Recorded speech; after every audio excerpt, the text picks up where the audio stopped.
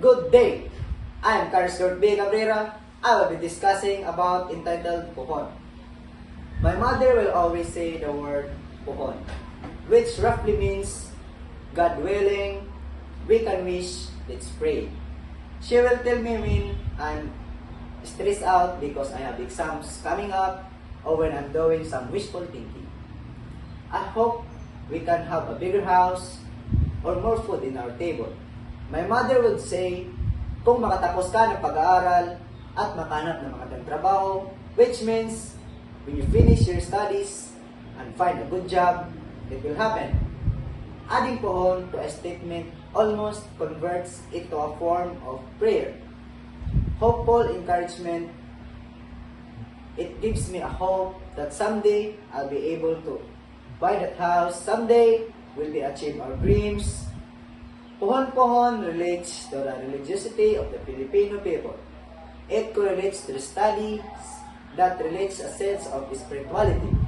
Personally, I've seen more Filipinos go to church. The second word is padayon, which roughly means onward, keep going, carry on. Padayon is your hair when you got good remarks on the test and you're happy and excited to show it to your parents. Oh, ang galing padayon. Which means, oh, very good, keep it up. Moving forward, padayons is a sense of mission. Padayon is a conceptualization of what is beyond.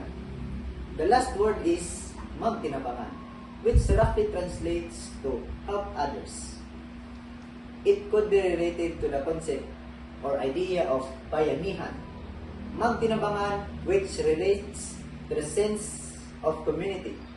Magtinabangan is a reminder that it's difficult to build resilience by yourself. So the three words are pohon, which is the resilience through sense of spirituality, destiny, or religiosity. Padayon, resilience through a sense of purpose and mission. Magtinabangan is a resilience through community. I hope that we can all develop resilience in ways that we are supported. I hope that we with a resilient spirit thrive and live safe and prosperous lives. I hope that we can all develop resilience and support those around us to develop it themselves.